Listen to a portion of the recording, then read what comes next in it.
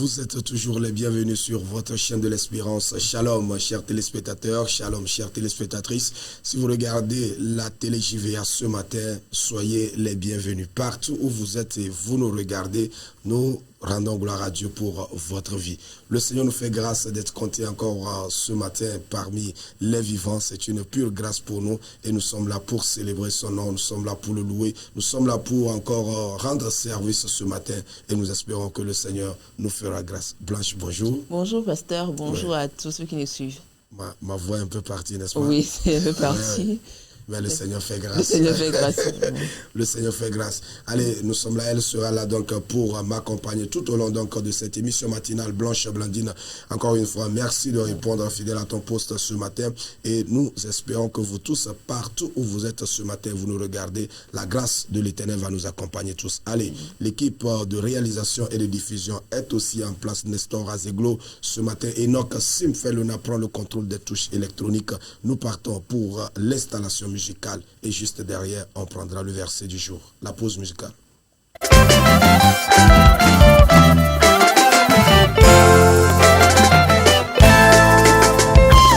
Symbiose.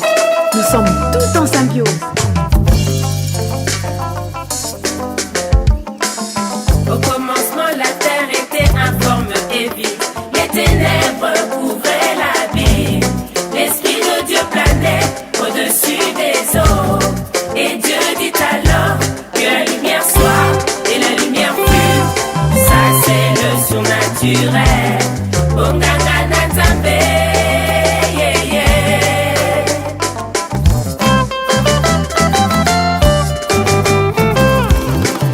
Bonganga na Nzambe, oh bonganga. Nzamba benga na bozalo ezalaki te o amola chose arrive. Bonganga na Nzambe, oh bonganga. Pourquoi ces pleurs? La vie n'est pas morte mais seulement endormie. Talita Koumi, jeune fille, lève-toi, je te l'ordonne.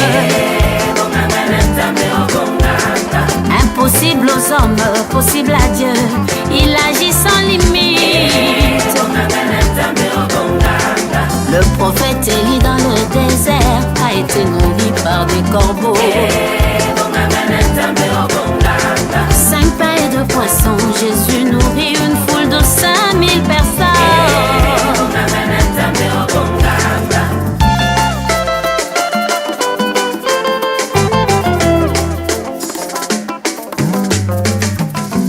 Alors qu'Israël campait au bord de la mer, ils regardaient au loin. Pharaon et son armée s'approchaient sous l'ordre de Yahweh. Moïse lève son bâton vers la mer et la fend en deux. Ça c'est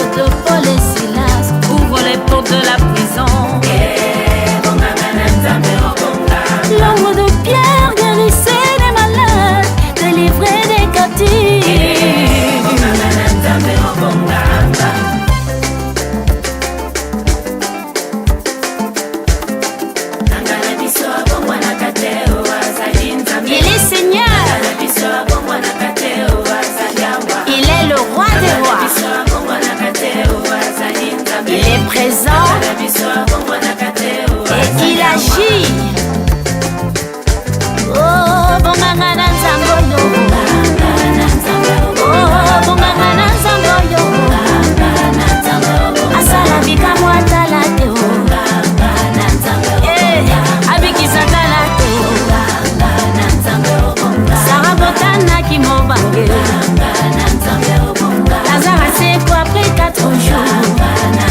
Hey, abikisa tala teo. Yawa pesa tala teo. Aujourd'hui tu seras avec moi au paradis. Apesa lobi kwa tala te. Asala bika moi tala te bobo. Oh, abikisa mama la te. Akangola kana minyolo lwa satana. Oh, bonganga na nzambo yo. Na bonganga ya nzambo yo. Apesa lobi kwa tala te.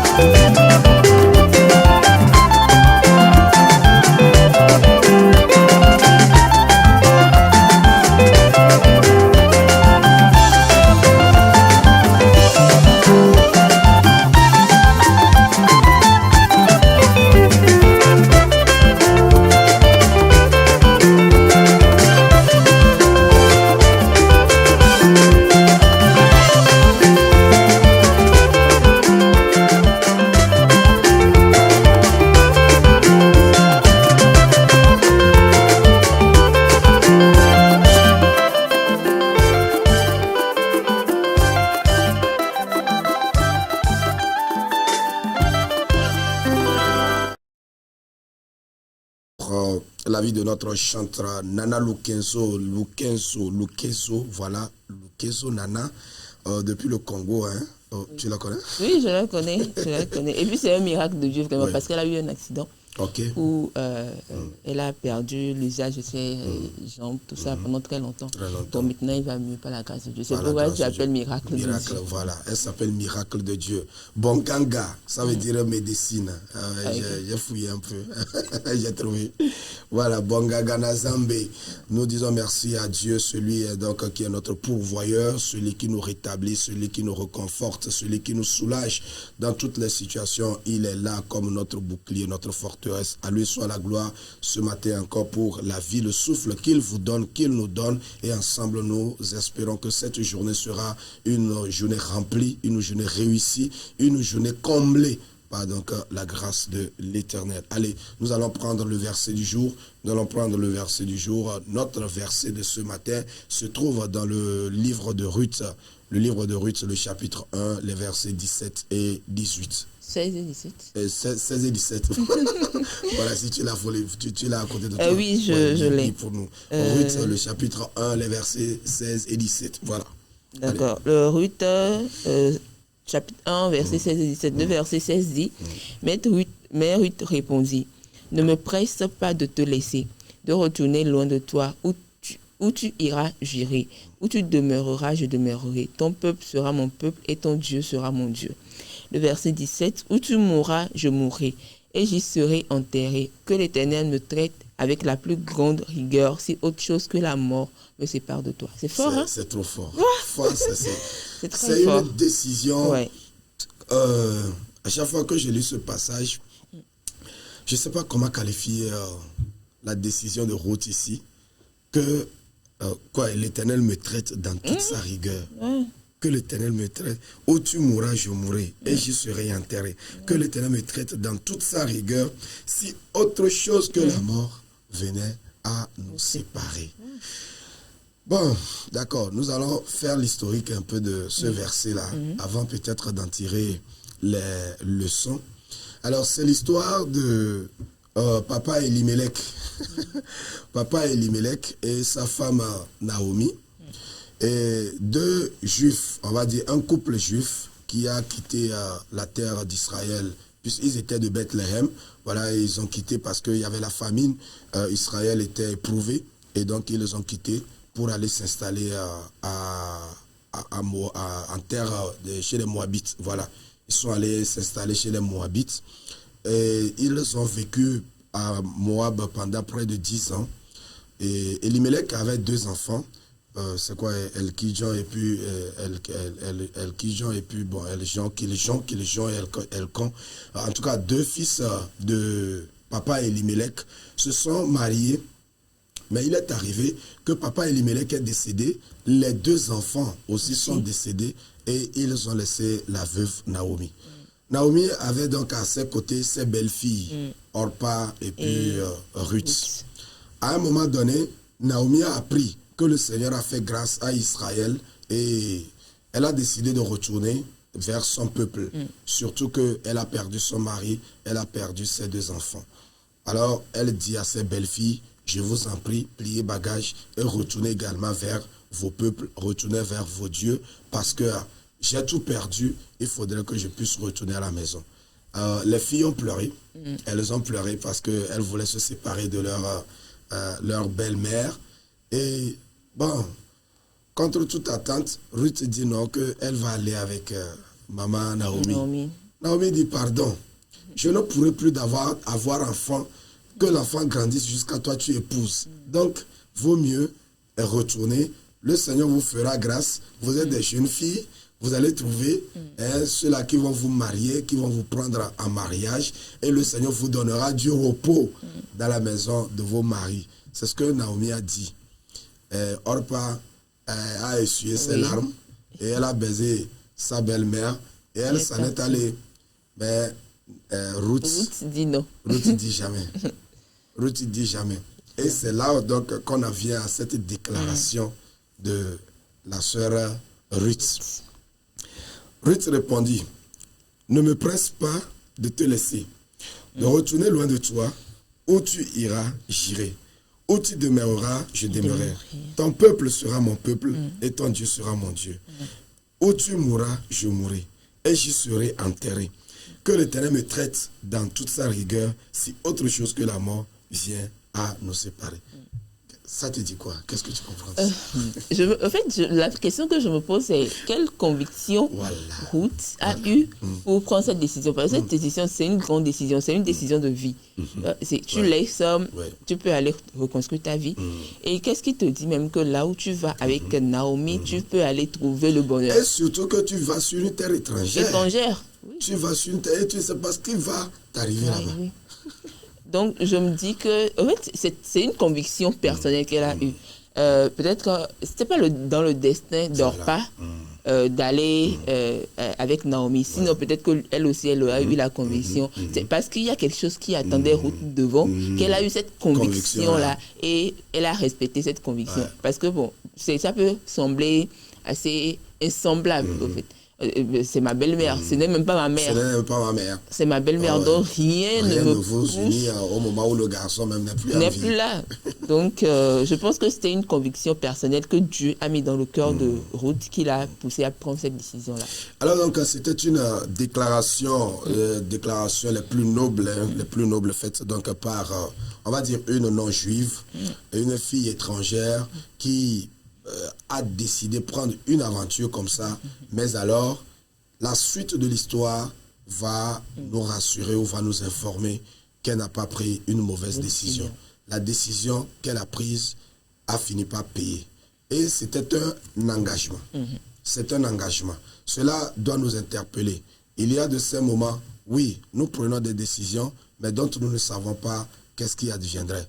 Mais si cette décision est dans la volonté de Dieu, si cette décision est dans le plan de Dieu, le bonheur t'attend devant. Alors ce matin, je voudrais dire à quelqu'un, peu importe la situation que tu as devant toi, peu importe les problèmes, les soucis que tu as devant toi, quelle est la décision, quel est l'engagement que tu prends face à cette situation?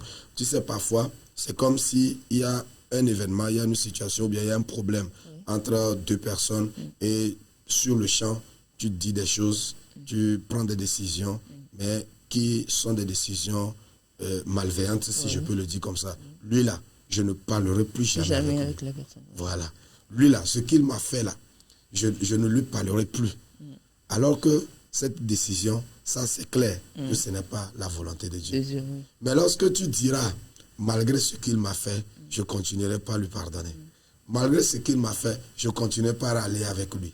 Ça, c'est une volonté, ça, c'est une décision qui respecte ou qui répond à la volonté de Dieu. Alors justement, il y a des décisions, il y a des engagements qui répondent à la volonté de Dieu et il y a des engagements qui ne répondent pas à la volonté de Dieu. Alors face à la situation, face au problème, tout dépendra de toi-même. L'engagement, la décision que tu auras à faire déterminera la suite de ta vie, la suite de l'histoire. Alors, ce matin, je t'encourage à faire la bonne décision.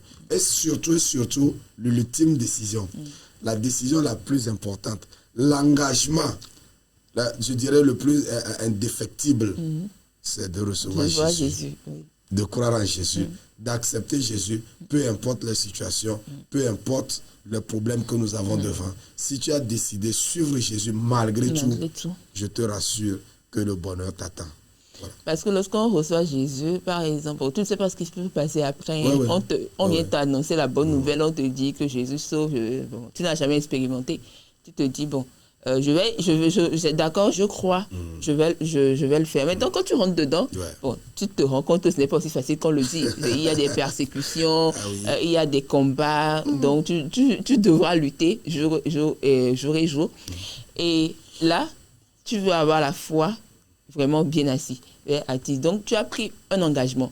Donc, c'est sur cet engagement-là que tu te mets et tu dis, ah bon, j'ai pris l'engagement de suivre. C'est comme un mariage. Voilà. Je me suis marié à Jésus.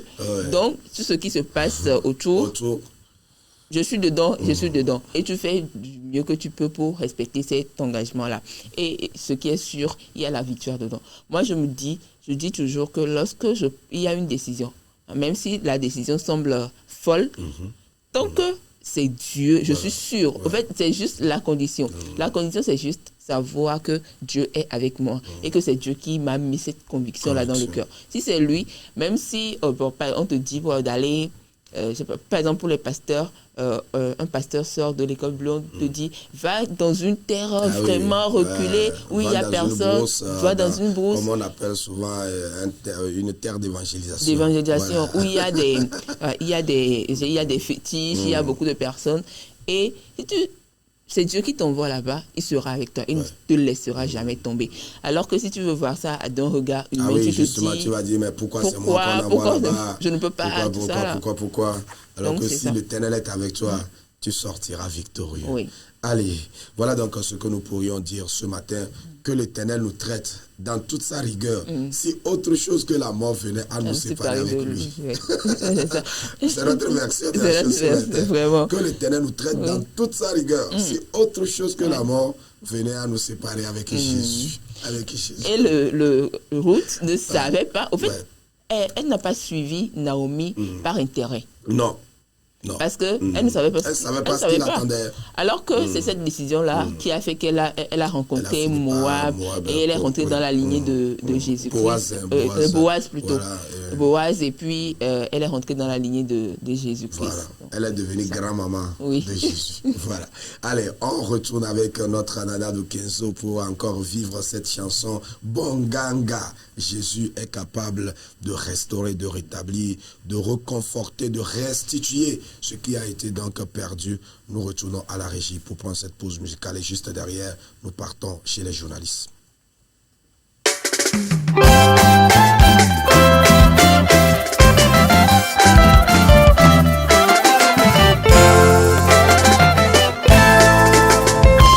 Symbiose, nous sommes tous en symbiose.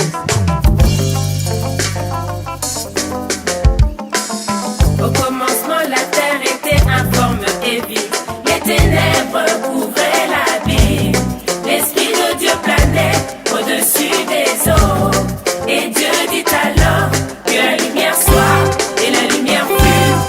Ça, c'est le surnaturel. Bonganga na Nzambe, yeah, yeah.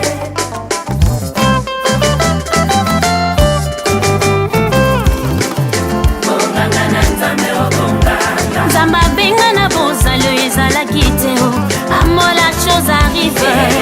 Bonganga na Nzambe, oh bonganga. Pourquoi ces pleurs? La vie n'est pas morte mais seulement endormie. Bonganga na Nzambe, oh bonganga.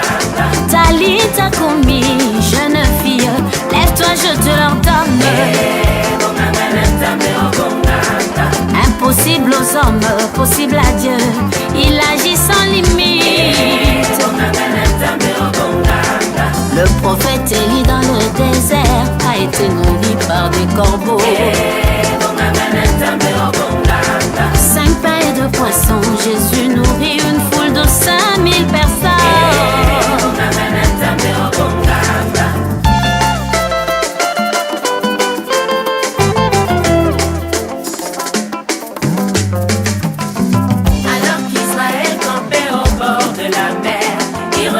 regardèrent au loin. Pharaon et son armée s'approchaient sous l'ordre de Yahweh. Moïse lève son bâton vers la mer et la fend en deux. Ça c'est le surnaturel. Bonganga Nzambe, yeah, yeah.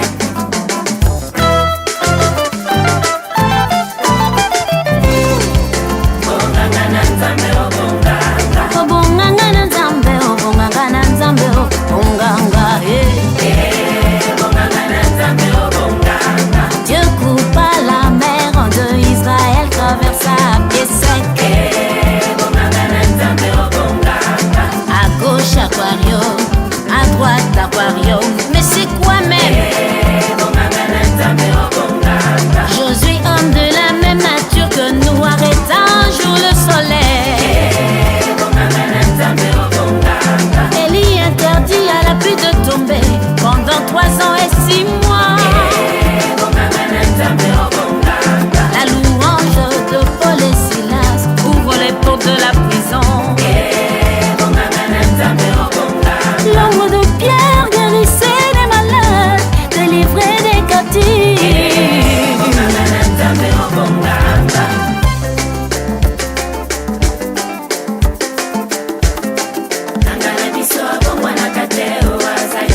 Il est Seigneur, il est le roi des rois, il est présent et il agit. Oh, bonganga Nzambe yo. Oh, bonganga Nzambe yo. Asala bika mwata la te o. Eh, abikisa tala te o. Sarah Botana qui m'ont bangué. Lazare c'est quoi après 4 jours. Eh, abikisa tala te o. Yawa pesa tala te o. Aujourd'hui tu seras avec moi au paradis. Apesa lobi kwa talate. Asala bika moi talate bobo. Oh, abikisa ba malade o. Akamola kana minyolo lwa satana. Oh, bonganga na Nzambe yo. Na bonganga ya Nzambe yo. Apesa lobi kwa talate o.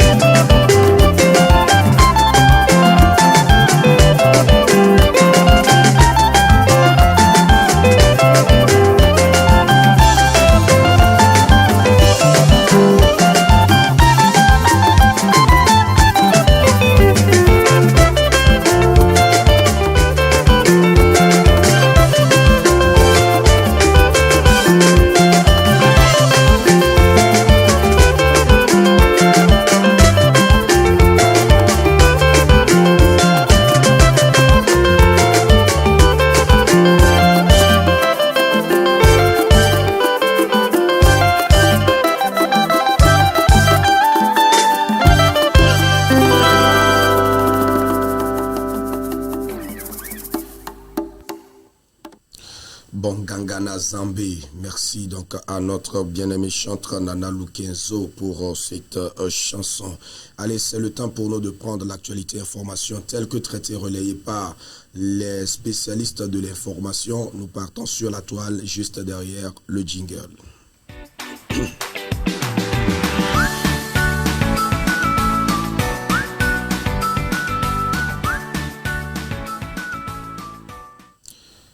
Actualité information de ce matin, nous prenons l'information d'abord sur le site Le Témoin. Le Témoin qui titre ce qui suit: cybercriminalité, 8 Togolais expulsés du Ghana. Cybercriminalité, 8 Togolais expulsés du Ghana. Accusés d'avoir participé à des activités de cybercriminalité, 8 ressortissants togolais ont été rapatriés par les autorités ghanéennes après une vaste opération de sécurité menée dans la région de la Volta. Selon un communiqué du Ghana Immigration Service, rendu public lundi 13 octobre 2025, un total de 32 ressortissants ouest-africains, dont 8 Togolais et 24 Nigériens, ont été arrêtés lors d'opérations simultanées à Akati et à Ho le mercredi 8 octobre. Ces opérations ont été conduites conjointement par le Ghana Immigration Service GIS, la police ghanéenne et la sécurité nationale. Les suspects âgés de 18 à 35 ans auraient franchi illégalement la frontière ghanéenne par des points de passage non autorisés. D'après les autorités, ils auraient été attirés sur les réseaux sociaux par des offres d'emploi fictives avant d'être contraints à participer à des activités de cybercriminalité, notamment des arnaques sentimentales en ligne, romance scam. Le communiqué signé par Mob Anima Gaino, commissaire adjointe du GIS, précise que les Togolais, tout comme les autres ressortissants interpellés, ont été considérés comme victimes de traite d'êtres humains.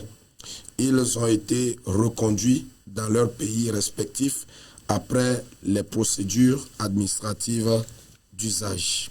Parmi les objets saisis lors des perquisitions figurent 33 téléphones portables, 3 batteries externes, 3 chargeurs de type C, une clé de voiture Toyota Corolla, ainsi qu'un écouteur sans fil AirPods, dont l'un des oreillettes manquait. Les services de sécurité ghanéens ont indiqué que les enquêtes se poursuivent pour retrouver les cerveaux du réseau qui orchestreraient ces activités frauduleuses transfrontalières. Dans le cadre du mois de la sensibilisation à la cybercriminalité, à la cybersécurité, le Ghana Immigration Service a exhorté les jeunes à la vigilance face au recrutement suspect en ligne et aux promesses d'emploi à l'étranger, souvent utilisées pour piéger des victimes dans les réseaux criminels. Nous appelons la population à signaler tout comportement suspect, notamment les maisons abritant un nombre inhabituel d'étrangers auprès du poste d'immigration le plus proche, a souligné le communiqué. Le GIS a par ailleurs rappelé aux propriétaires immobiliers qu'héberger des migrants en situation irrégulière constitue une infraction au regard de la section 52.1b de la loi sur l'immigration de 2000, acte 573. Les autorités ghanéennes ont réaffirmé leur engagement à protéger les frontières du pays et à faire respecter strictement les lois en matière d'immigration. Voilà la première information. Je pense que vraiment, cette histoire de cybercriminalité prend de l'ampleur. C'est pourquoi il faut faire attention à tout ce que nous recevons comme message. On te dit qu'on recrute quelque part, tu n'as pas vraiment les détails. Parce que ce genre, on ne te donne pas beaucoup de détails. Justement. On te dit juste que qu'on recrute dans cette activité-là, on ne parle même pas de CV, on ne parle pas même pas de l'aide de motivation. Bon, on te dit, viens, tout est pris en charge. Et bon, comme ça, si tu veux une situation meilleure pour toi, tu te déplaces. Et là, tu te rends compte que vraiment, c'est juste... Et ce n'est pas seulement au Ghana, hein, c'est dans plusieurs pays de l'Afrique de l'Ouest, au Nigeria et consorts. Même à l'étranger aussi. Oui. On se rappelle cette affaire de Poti Pota où on a trompé des gens qui ont des offres alléchantes à Dubaï ou un peu partout là. Et les gens se transportent et quand ils arrivent, ils servent à de n'importe quoi. On te saisit ton passeport et tout ce qui va avec. Et là, tu te retrouves sans force. Tu ne peux rien faire. Tu es dans un pays étranger, tu ne connais personne. Et tu te retrouves à leur merci. Faites beaucoup attention pour nous les jeunes qui cherchons du travail à tout prix et surtout le travail où l'argent doit couler beaucoup là. Il faut faire beaucoup attention. Que le Seigneur nous aide. En tout cas, le Seigneur protège ses enfants. Les innocents seront toujours protégés par le Seigneur. Nous partons maintenant sur un autre site. Cette fois-ci, il s'agit de illiconews.togo. illiconews.togo qui titre ce qui suit: Santé mentale, Compassion internationale Togo sensibilise. À l'occasion de la Journée mondiale de la santé mentale célébrée chaque 10 octobre, Compassion internationale Togo a lancé une campagne d'envergure dans 44 églises des clusters Zio Sud, Zio Centre et Lac Bamono pour prévenir les risques liés à la consommation de substances psychoactives chez les jeunes. Face à des statistiques préoccupantes, 64,11% d'alcool, 17,94% de drogue et 8,24% de tabac chez les jeunes, l'organisation mobilise 215 acteurs communautaires et prévoit de sensibiliser près de 19 000 personnes tout en dépistant 7 540 jeunes pour une prise en charge spécialisée. L'initiative vise à promouvoir la santé mentale, briser le silence autour des souffrances psychiques et encourager une culture de dialogue au sein des familles et des communautés religieuses. Investir dans la santé mentale, c'est investir dans les personnes et les communautés, a rappelé Viotin Amedegnator, responsable d'appui au programme à Compassion internationale. Cette campagne s'inscrit dans une approche durable de protection de la jeunesse fondée sur la prévention, l'écoute et l'accompagnement. Voilà donc une autre information. Compassion internationale qui veut sensibiliser la population à ce qui concerne la santé mentale, surtout auprès de la jeunesse. Surtout auprès de la jeunesse, parce que force est de constater que lorsque on va dans nos écoles maintenant, il y a des groupes qui se forment, des substances illicites, la drogue, tout ça, c'est à portée de main. Et lorsque toi, tu restes à l'écart en tant que chrétien, tu te dis c'est pas bon et tu restes à l'écart, il y a un effet de groupe. Les gens viennent te dire que non, toi aussi essaye. Et ce qui fait qu'au lieu de venir à l'école et se concentrer, tu viens addict. Toi, si tu te donnes à ça. Il y a des mélanges bizarres qu'on fait avec des boissons. Pas possible. Pas possible. Et ce qu'on ne doit même pas mélanger, ils mélangent juste pour avoir des sensations fortes. Et lorsque tu veux juste dire, j'essaye aujourd'hui, je vois ce que ça donne. Et bon, c'est fait pour devenir, pour que vous soyez addict à ça. C'est fait pour ça. Donc, tu touches aujourd'hui. Tu deviens addict et c'est comme ça que ça termine en folie et vous êtes malade.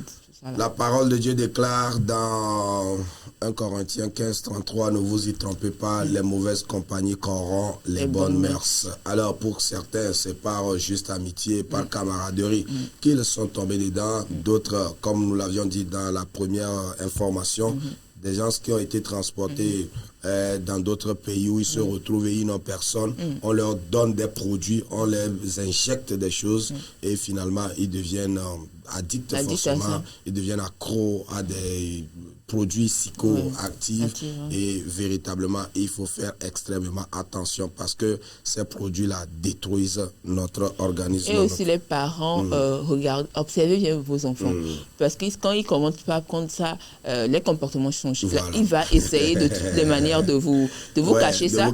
Mais si vous êtes bien regardant, vous observez, vous allez finir par découvrir quelque chose qui ne va pas avec celui-là. Aujourd'hui, ce n'est plus les garçons seulement, même les filles, elles sont devenues dangereuses à surveiller de près.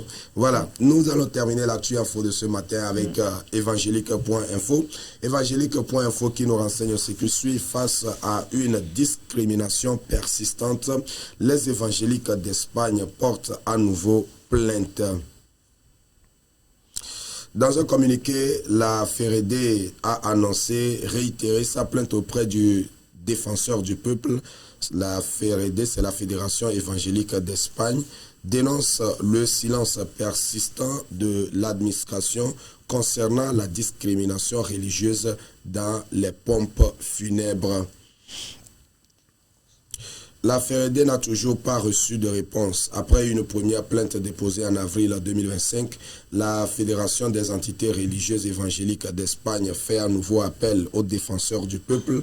Le médiateur avait renvoyé la patate chaude à l'administration régionale. Toutefois, face au silence persistant de l'administration, la FEREDE revient donc auprès du médiateur public pour obtenir une réponse quant à la discrimination religieuse dans les pompes funèbres de la Castilla-La Mancha, une des 17 communautés autonomes d'Espagne. Pour appuyer sa demande, la FEREDE s'appuie sur 3 exemples de discrimination subis par des familles évangéliques en août 23, avril 24 et janvier 25. La fédération dénonce ainsi le comportement des pompes funèbres de Ciudad Real et de Talavera de la Reina qui ont refusé l'utilisation de leur chapelle pour des services d'adieu, prétextant qu'il s'agissait d'espaces dédiés au culte catholique et sans proposer de salles alternatives offrant des conditions équivalentes. Dès 2023, la FEREDE avait écrit aux pompes funèbres concernées et aux municipalités, mais n'a obtenu aucune réponse ni proposition de solution. Par cette nouvelle plainte, la FEREDE espère que des mesures efficaces seront prises pour mettre fin à cette discrimination et éviter que davantage de familles évangéliques ne subissent des inégalités de traitement en période de deuil. Voilà donc ce que nous pouvons dire donc pour l'actu info de ce matin. Et donc nous allons poursuivre. Alors par la grâce de Dieu, on aura un pasteur des adolescents demain, donc, dans notre émission matinale, histoire donc de parler de l'éducation des ados, surtout dans nos églises, puisque nous parlons de l'addiction aux substances psychoactives et tout ce qui va avec. On verra un peu comment donc encadrer ces enfants pour leur avenir, pour leur futur. Par la grâce de Dieu, on aura un pasteur demain en studio avec nous. Alors, ce matin, nous revenons donc sur les réseaux sociaux. Nous replongeons dans l'univers des réseaux sociaux et surtout avec l'utilisation de ces outils auprès donc des enfants, tous les impacts, tous les effets que cela cause. Blanche. Oui, parce que bon, nous sommes avec les ados tout le temps et l'adolescence c'est une période assez sensible. Si on n'arrive pas à vraiment contrôler cette, cette période-là, c'est fini. C'est difficile, le rattrapage devant est vraiment difficile. Donc c'est très important. Lorsque le pasteur sera là demain, je pense qu'il va nous apporter beaucoup d'outils aussi. Voilà. Parce que souvent, les parents pensent bien faire. Mais avec les ados, c'est un peu compliqué. Peut-être que tu as peut-être 2 adolescents. La manière de prendre un adolescent n'est pas forcément la même manière de prendre l'autre. Ça dépend. Donc, il faut avoir les outils nécessaires pour pouvoir les aider. En passant bien faire, au lieu de les aider, ils vont se rebeller. Contre, souvent, on va voir les ados, les parents se plaignent vraiment, parce que je suis aussi avec les ados à l'église, et les parents viennent se plaindre à chaque fois. Mon ado a fait ci, je n'arrive plus à le contrôler, il a fait ci, il devient rebelle. Mais c'est la manière de les aborder. Et bon, je pense que le pasteur des ados est plus aguerri pour parler de ça. Et demain, je pense que on saura beaucoup de choses par rapport à ce sujet. Allez donc, pour ce matin, nous replongeons, comme je l'ai dit, dans l'univers de l'usage des numériques, la nécessité de contrôler, de surveiller l'usage de ces outils auprès. Donc, il n'y a pas que les enfants, même chez les adultes, parce que ça aussi, c'est une drogue qui n'échappe pas donc aux adultes. Nous pouvons devenir accros, addicts donc à ces réseaux sociaux et finalement, non seulement nous portons atteinte à notre santé, à notre bien-être, nous portons atteinte à notre économie, nous portons atteinte à toute notre vie. Nous partons à la régie pour prendre cette vidéo. C'est une vidéo, c'est un reportage de CNews Info que nous avons souhaité relayer dans cette émission. Nous suivons ce reportage et juste derrière, on viendra commenter. Déclarations hostiles aux réseaux sociaux se multiplient et lorsqu'elles viennent de ceux qui les ont créés, elles prennent une autre dimension. Ce mois, dans Vanity Fair, c'est l'un des inventeurs du web, Tim Berners-Lee, qui a lâché la bombe. Voici ce qu'il dit. Le web a desservi l'humanité au lieu de la servir et a échoué sur de nombreux points. Et il n'est de loin pas le seul à le penser, jusque dans la Silicon Valley elle-même. Martina Shiba.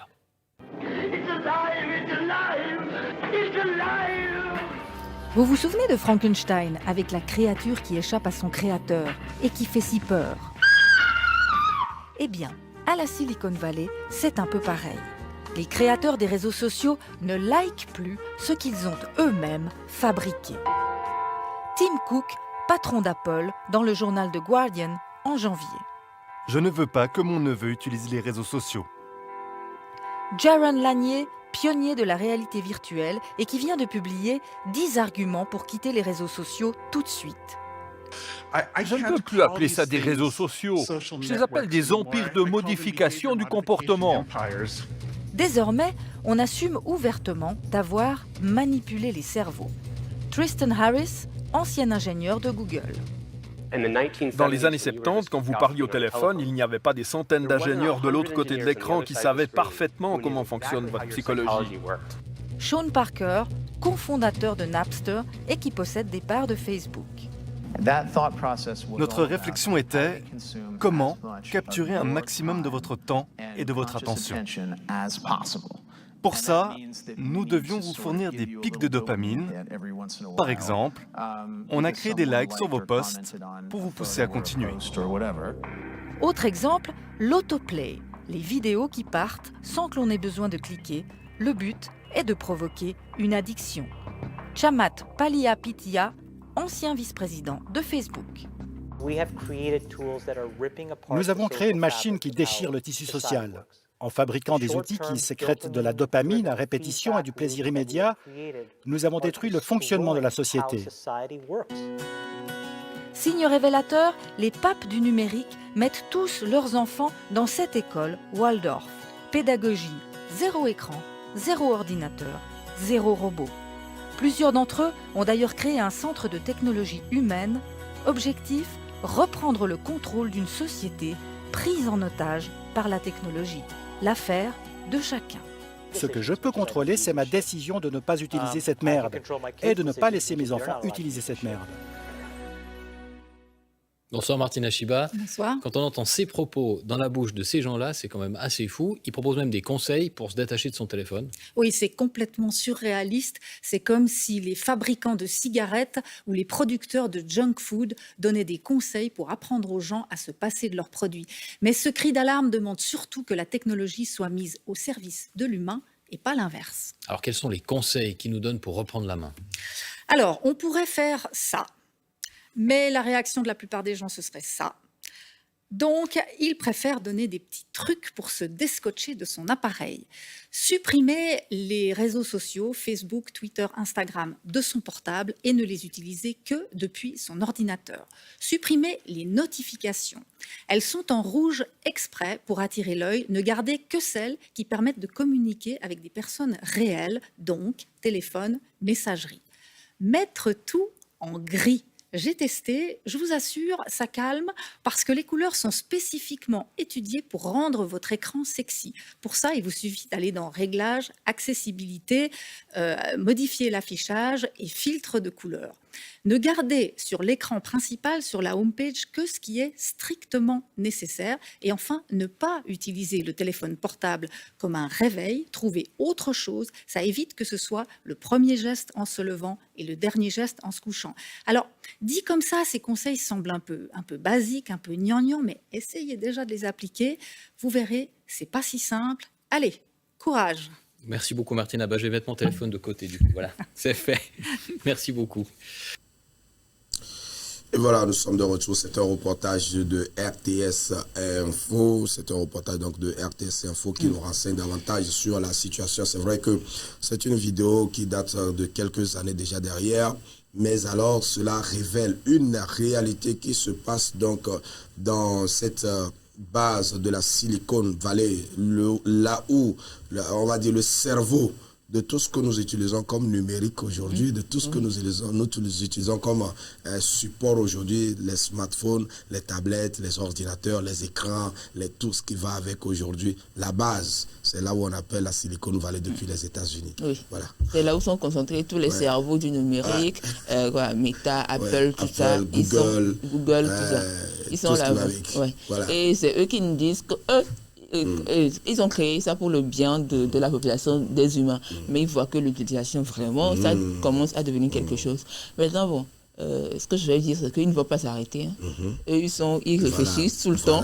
à encore créer des choses qui vont vous rendre encore addict. Parce que c'est du business. Justement. En fait. Eux, ils vivent de ça. Ah, j'ai vraiment aimé cette partie-là. Ils vivent de ça, ils ne vont pas arrêter. On ne va pas supprimer ces outils-là pour dire que ça fait du mal. Non. Donc, désormais, on ne va plus fabriquer de tablettes, on ne va plus fabriquer d'écrans, on ne va plus fabriquer de portables, on ne va plus fabriquer d'ordinateurs. On en fabriquera. Il y a encore d'autres choses même qui sortent. Et chaque jour encore, il y a l'intelligence artificielle qui augmente aussi. Ils sont toujours en train de... il y a des mises à jour chaque jour.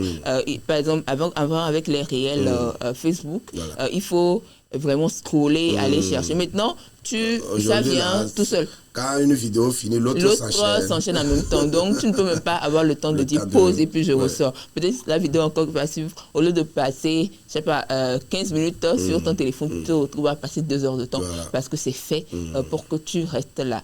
Eux, ils ont compris que bon, ça, là, ce n'est pas bénéfique vraiment pour nous. Donc, ils créent un monde à part. Eux, ils sont dedans. Comme ils connaissent vraiment les risques avec leurs enfants, ils sont protégés de ça. Et là, bon, on nous laisse, débrouillez-vous. En tout cas, ce que j'aime, c'est qu'ils n'ont pas caché. Ils vous l'ont dit clairement. Donc, c'est à nous de savoir faire la part des choses. La technologie ne va pas nous attendre, ou bien la technologie ne va pas s'habituer à nous, s'adapter à nous. C'est à nous de nous adapter à la technologie. Et donc, savoir l'utiliser. Par exemple, au niveau des temps d'écran, tu seras surpris lorsque, tu utilises... une application, il y a des applications pour voir les temps d'écran que tu passes au téléphone. Quand tu te dis, attends, en fait, tu ne t'en rends pas compte que je passe assez de temps sur mon téléphone. Et c'est vraiment dommage. Donc, c'est une addiction. C'est une addiction au réseau. Et comment faire pour sortir de cette addiction-là? C'est ça la grande question. C'est ça la grande question. Et je crois que le travail doit se poursuivre au quotidien. Les sensibilisations, l'éducation, la formation à l'usage du numérique. En tout cas, nous, on s'est donné donc cette tâche-là ici de toujours en parler, histoire d'apporter aussi notre petite contribution à l'édification de la société. Et nous espérons qu'à la maison, le travail aussi va se relayer. Aujourd'hui, nous l'avions dit et nous le dirons toujours. Aujourd'hui, quand vous achetez un téléphone 1+1 pour donner même à votre enfant qui vient de naître là, il va vous renvoyer ça. On dirait que les enfants sont nés aujourd'hui avec les écrans dans la tête. Alors quand c'est les smartphones, allez, cela les amuse, cela les enjaille, cela leur font plaisir. Mais alors, c'est aux parents de savoir ce qu'ils sont en train de mettre dans la main. Parce que même avec les parents maintenant, c'est devenu une mode parce que il y a les parents de 1900 qui n'ont pas vraiment connu les smartphones. Eux, ils savent encore gérer. Maintenant, les nouveaux parents qui sont nés avec les smartphones, c'est difficile de dire à ton enfant, tu es né peut-être à l'ère du numérique, c'est dire à toi, à cette personne-là, de dire à son enfant de ne pas utiliser le téléphone. Par exemple, lorsque, dans notre enfance, lorsqu'on pleurait, tout ça, on nous chantait des berceuses, il y avait des jouets, tout ça. Mais maintenant, le réflexe, c'est de mettre, il y a des musiques pour enfants, Aram Sam Sam et les autres. Tous les enfants connaissent Aram Sam Sam aujourd'hui. Tu mets ça dans la main de l'enfant et l'enfant scotché sur son téléphone et il te laisse le temps de faire tes activités. Tu te dis, bon, c'est vrai, il est là et puis il ne me dérange plus, mais les conséquences à long terme sont vraiment... Véritablement. C'est là où nous sommes tous interpellés lorsque nous laissons les téléphones aux enfants parce que, bon, il y a des dessins animés. Il y a les jouets, les games, tout cela. Et on leur laisse le téléphone et puis on se dit que bon, il ne me dérange plus. Nous devons savoir que derrière, son cerveau est en train de consommer. Et lorsque la consommation est prolongée, lorsque la consommation est illimitée, les conséquences finissent par être drastiques et dramatiques. Donc, véritablement, chers parents, chères mamans, chers papas, ce n'est pas parce que vous voulez vous libérer, vous voulez vous dégager de l'enfant qu'il faut le laisser le téléphone et surtout le téléphone connecté. Connecté, oui. Voilà. Allez-y. Alors, ce qui est intéressant, c'est que si vous donnez le téléphone à l'enfant et le téléphone n'est pas connecté, les vidéos que vous avez téléchargées, cela suppose que vous-même vous avez choisi les vidéos que l'enfant va regarder et tout comme ça.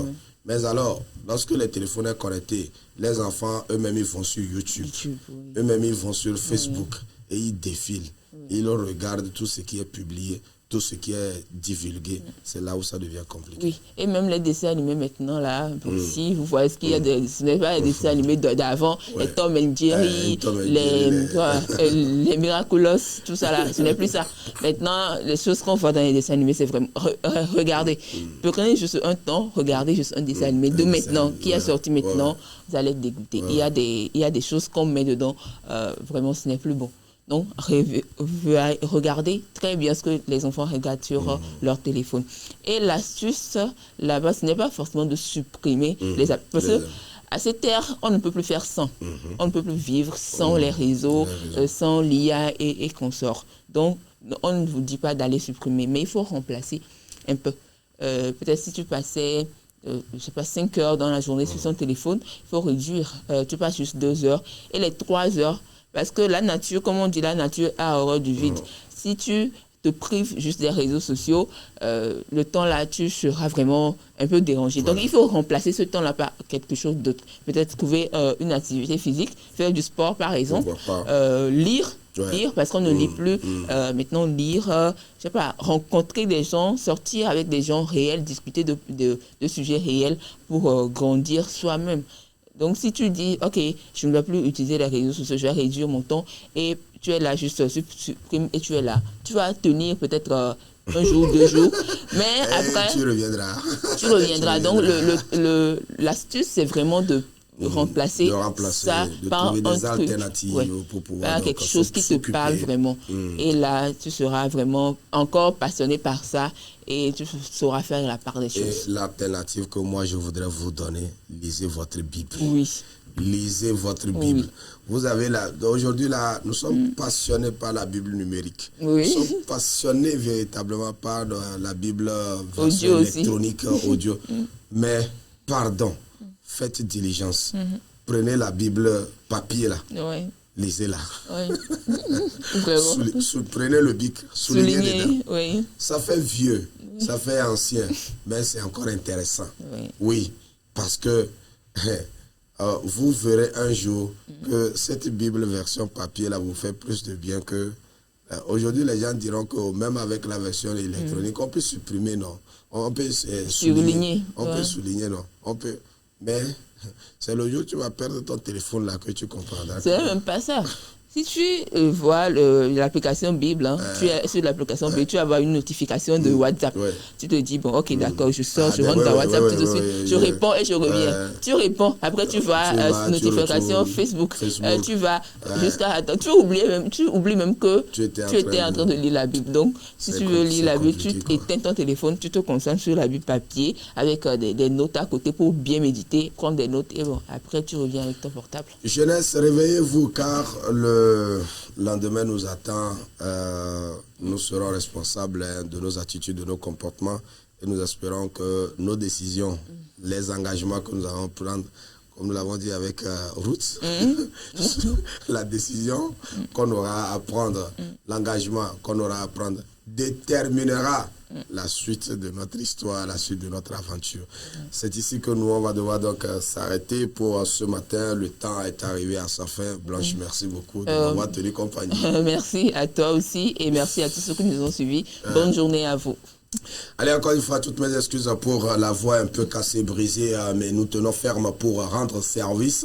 Allez, merci à toute l'équipe qui a accompagné dans la réalisation et la diffusion Nestor Azeglo et Enoch Simfeluna ce matin. On se retrouve demain vendredi, ça sera le dernier jour de la semaine pour nous par ici et nous espérons que le Seigneur nous fera grâce, il nous gardera, il nous protégera, il nous relèvera et il nous positionnera pour sa gloire. Merci et bonne suite de programme par ici, bonne suite de journée chez vous. À chaque jour suffit sa peine. Merci.